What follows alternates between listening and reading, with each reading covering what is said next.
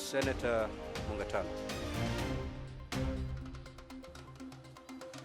Mr. Speaker, thank you for giving me the opportunity to make a comment on this mediated version and this report that has come back to the Senate for approval. Mr. Speaker, I want to commend the team that sat down for this mediation process.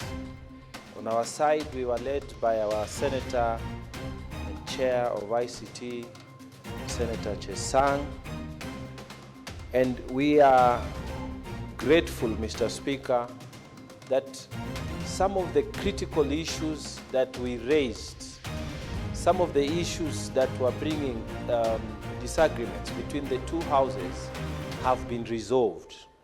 This means, Mr. Speaker, that in a short while, this bill will become law after assent by His Excellency, the President. Mr. Speaker, during the main debate of this gambling law, when it was at the Senate, I raised the issue of physical presence. Mr. Speaker, you will find that foreigners are truly exploiting Kenyans, and they are doing it online, Mr. Speaker. Foreigners who are involved in gambling, they actually do something called grooming of potential customers who are Kenyans.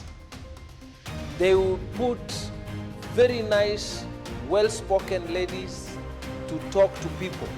They will make sure that you have a few winnings at the beginning. And once you are hooked, Mr. Speaker, they start taking money from you. And there is no physical presence of these offices in Kenya. And Mr. Speaker, what happens? Because in my practice of law, I came across a victim who explained to me what happened. They send you agreements. These agreements, they give you confidence that although they don't have a physical presence in Kenya, you will get your money. And sure enough, the first few you will get. Then afterwards, when you have put in good money, you will hear that company has closed down. You go to the website, it's not there. So, Mr. Speaker, this report is saying that going forward, physical presence will be mandatory. And Mr. Speaker, this is a good thing. I support this report. Again, Mr. Speaker, it says that for foreigners who wish to engage in this business, if you can call it, of gambling, they must put a security, substantial security, Mr. Speaker. And I think the report had recommended something like 50 million.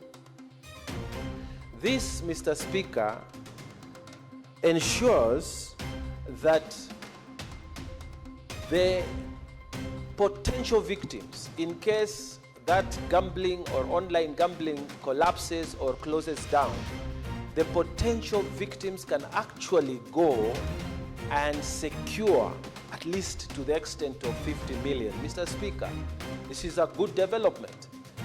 Because, Mr. Speaker, I'm aware that some of these online foreign companies that have been engaged in stealing from Kenyans, what they do, they set up business in, say, DRC Congo. They encourage a few people. Once the money has reached their target, they close. The website disappears. They come to Kenya. They do the same. They get, once they hit their target, the website disappears. So, Mr. Speaker, to require now that any gambling, especially foreigners who want to engage in this business, they must put a substantial deposit, then, Mr. Speaker, this report is carrying the wishes of many of us who debated this on the floor of this House. Finally, Mr. Speaker, I like the fact that this report has carried the idea that on the local scene, these advertisements for gambling must be discouraged during the time when our children are there, during the time when our children are still awake.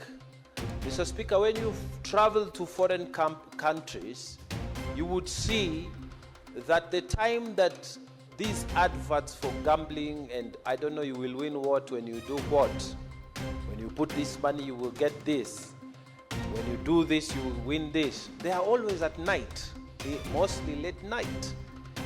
But in this country, before this law, we used to find so much of this. Our radio station, as has been said here by a previous speaker, our television sets, you know, until you get tired of looking at them, advert after advert after advert.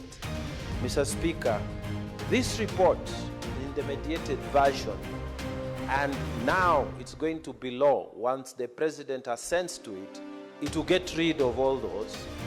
And this report has made a significant step forward in controlling gambling. At the end, Mr. Speaker, I don't gamble because I was taught by my parents.